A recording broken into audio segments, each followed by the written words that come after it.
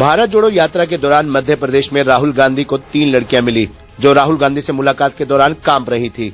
इन्हीं लड़कियों को कांपता देख राहुल गांधी ने यह फैसला लिया था कि जब तक वो खुद नहीं कांपेंगे वो टी शर्ट में ही रहेंगे।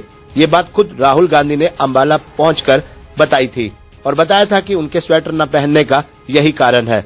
राहुल गांधी के इस बयान को लेकर भी अब सियासी बयानबाजी शुरू हो गई है। अंबाला में राहुल गांधी के बयान पर प्रतिक्रिया देते हुए अंबाला शहर के विधायक असीम गोयल ने कहा कि राहुल गांधी ने ऐसा करके उन बच्चियों का और उनकी गरीबी का मजाक उड़ाया है। राहुल को चाहिए था कि वो उन बच्चियों को कपड़े पहनाते। विधायक ने कहा कि राहुल गांधी आज युवाओं को ठंड में नंगे बदन घूमने का मैसेज दे रहे हैं। ये भ्रमित करने वाला कार्य है। 21वीं सदी के कौरव निक्कर पहनते हैं और शाखा लगाते हैं। ये बयान देते हुए राहुल गांधी ने अंबाला की धरती से आरएसएस पर तीखा हमला बोला था, जिसके बाद से ही भाजपा खेमे में राहुल गांधी की टिप्पणी को लेकर नाराजगी साफ दिखाई दे रही है। अंबाला शहर से भाजपा विधायक ने कहा कि राहुल गांधी ना तो राहुल गांधी को कौरव पांडवों का ज्ञान है, न ही इन्हें महाभारत के बारे में कुछ पता है। ये कांग्रेसी रूपी कौरव खुद आज तक भारत तोड़ने का काम करते आए हैं और अब राजनीतिक यात्रा के जरिए ये उसका प्रायश्चित कर रहे हैं। विधायक ने कहा कि इनकी मैनेजमेंट भी इनके भाषण के दौरान सिर पर हाथ मारती है कि किस बेचारे को अकेले माइक दे दिया। अंबाला में प्रेस कॉन्फ्रेंस को संबोधित करते हुए राज्यसभा सदस्य जयराम नरेश ने हरियाणा की सड़कों को कलंक बताया था, जिसे लेकर विधायक असीम गोयल ने कहा कि जयराम रमेश भी उसी स्कूल के विद्यार्थी हैं जिसके राहुल गांधी हैं। विधायक ने जयराम रमेश को चैलेंज करते हुए कहा कि अंबाला आए, मैं इनके राज की सड़कें की तस्वीरें इन्हें दिखाऊंगा। विधायक ने कहा कि कांग्रेस पिटे हुए मोहरों और फ्यूज बल्बों को रीलॉन्च करने में जुटी है। विधायक यही नहीं रुके और उन्होंने भारत जोड़ो यात्रा को पॉलिटिकल यात्रा करार देते हुए कहा कि जिन राज्यों में चुनाव होने हैं इनकी यात्राएं वहां से गुजर रही हैं। जहां चुनाव नहीं है उन राज्यों को ये टच भी नहीं कर रहे। राहुल जी ने सबसे पहले तो मुझे लगता है कि उन बच्चियों की अवस्था का मजाक उड़ाया है। देखिए, इस देश के अंदर बहुत तरह के लोग हैं जिनके पास अभी भी जीवन यापन के लिए संघर्ष कर रहे हैं। उन्होंने तो एक तरह से उनकी उस मुफलिसी का, गरीबी का मजाक उड़ाया है। उनको तुरंत चाहिए था उनको स्वेटर डलवाते, बढ़िया कपड़े डलवाते और ना कि यहाँ के युवाओं के अंदर भी ऐसा संदेश देते कि भाई आप देखिए इनकी यात्रा के अंदर कितने लोग इस हाड़ कंपा देने वाली सर्दी के अंदर कितने लोग जो हैं बिना कपड़ों के, टी शर्ट के, किन युवाओं ने स्वागत किया। किस रास्ते पे राहुल जी युवाओं को लेके जा रहे हैं।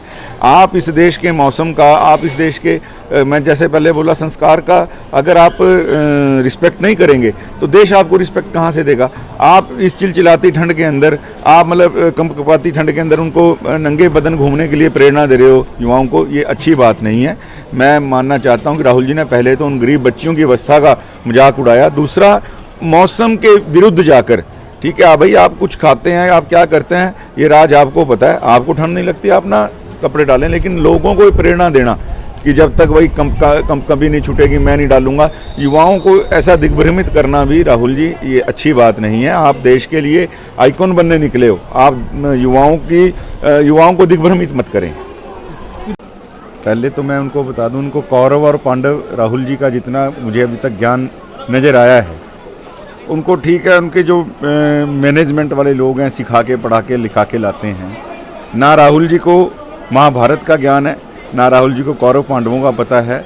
जिन कांग्रेस रूपी कौरवों ने देश को आज तक तोड़ने का काम किया, राहुल जी को किसी ने सलाह दी कि आप प्रायश्चित रूपी एक भारत जोड़ो यात्रा निकालो। आपके पुरखों ने और उन सब लोगों ने तो मिलके आज तक भारत को तोड़ा ही है। चाहे तोड़ने के नाते चाइना को भारत देने की बात हो, चाहे उसके टुकड़े करवाने की बात हो, राहुल जी को तो पहले अपने पुरखों के उन करतूतों का जो प्रायश्चित करना चाहिए। और कौरव कौन है, किस प्रकार से उन्होंने भारत को तोड़ने का प्रयास किया, वही इनके पूर्वजों ने किया, तो इनको पहले तो डेफिनेशन समझ लेनी चाहिए। राहुल जी मैं तो इतना ही कहूँगा कि राहुल जी को इस देश के बारे में, इस देश की संस्कृति के बारे में, संस्कार के बारे में कोई ज्ञान है नहीं। एक इवेंट के नाते उनसे यात्रा करवाई जा रही है और इसलिए उनके मन में जो कुछ भी आता है, जब भी माइक पे उनको बोलने की आज़ादी मिलती है तो उन मैनेजमेंट वालों को भी धत्ता बता देते हैं और वो मैनेजमेंट वाले भी सर पे हाथ मार रहे होते हैं कि यार कहाँ इस बेचारे अकेले को माइक दे दिया, क्योंकि राहुल जी को यहाँ इस बारे में कुछ ज्ञान नहीं है। तो मैं राहुल जी की इस बात को गंभीरता से नहीं लेता। कौरव पांडव का ना उनको सही में पता है, ना उनको अपने पूर्वजों के कुकृत्यों का पता है। मैं जयराम जी के उस ज्ञान को भी, क्योंकि जब जहाँ से राहुल जी ज्ञान लेते हैं, तो जयराम जी भी उसी स्कूल के विद्यार्थी रहे हैं। राहुल जी जिस स्कूल के विद्यार्थी हैं, और उस स्कूल के अंदर तो हमेशा जो प्रिंसिपल रहे हैं वो ऐसे अल्प ज्ञान वाले लोग रहे हैं, तो जो उनके स्टूडेंट होंगे तो अल्पज्ञानी ही होंगे। जयराम रमेश जी को मैं कहना चाहता हूँ कि आप किसी भी सड़क के ऊपर, हाईवे के ऊपर जितना आज हरियाणा ने तरक्की की है, जितनी आज हरियाणा ने सड़कों के नाते अपने आप को ऊंचा उठाया है, वेल कनेक्टिविटी हरियाणा की अलग अलग राज्यों से जुड़ी है हाईवेज़ के नाते, स्टेट हाईवेज़ के नाते, तो एक बार मैं उनको चैलेंज देता हूँ, आप अम्बाला में आके घूमिए, 100 किलोमीटर 50 किलोमीटर जितना घूमना है, और 10 साल पहले की तस्वीरें इनके सरकार के समय की मेरे पास पड़ी हैं, जिनके खड्डे वाले, उनको अगर वो ज़्यादा शौक है तो मैं तस्वीरें भेज दूंगा। जयराम जी केवल ये यात्रा केवल और केवल पॉलिटिकल अपने आप को ताकत देने के लिए कांग्रेस द्वारा की जा रही है। और मैं बता दूं, जो इनके फेल हीरो हैं, फ्यूज बलम हैं, उसकी रीलॉन्चिंग कर करके कांग्रेस बार बार थक चुकी है। उनकी रीलॉन्चिंग का एक नया तरीका निकाला। जयराम रमेश जी भी पिटे हुए मोहरे हैं। ये सब लोग एक कांग्रेस को और खुद को ताकत देने के लिए इस यात्रा का आयोजन कर रहे हैं। इनका भारत जोड़ो से या जिस तरह का इन्होंने स्लोगन दिया, कोई नाता नहीं है। तो ये केवल और केवल एक राजनीतिक यात्रा है। और जहाँ पे दूसरे सरकारें हैं जिन स्टेट्स में, वहाँ जाके इन्होंने कहना ही है। मैं छत्तीसगढ़ की सड़कों के लिए, इन्होंने मध्य प्रदेश के लिए भी कहा, मैं छत्तीसगढ़ की सड़कों का अगर इनसे पूछूँ, वो इनसे जुबान नहीं खुलेगी, क्योंकि ये उनकी अपने द्वारा शासित सरकार है। और मैं इसलिए भी कह रहा हूँ कि ये पॉलिटिकल यात्रा है, क्योंकि आप देखिए यूपी के अंदर चुनाव हो चुके, केवल 3 दिन इतने बड़े राज्य में 3 दिन घूमे। इनको लग रहा था कि अभी 4.5 साल वहाँ चुनाव नहीं है, वहाँ घूमने का फायदा नहीं है। हरियाणा में चुनाव आना इसलिए ज़्यादा समय दिया। हिमाचल में चुनाव हो गए, इसलिए हिमाचल को टच भी नहीं कर रहे।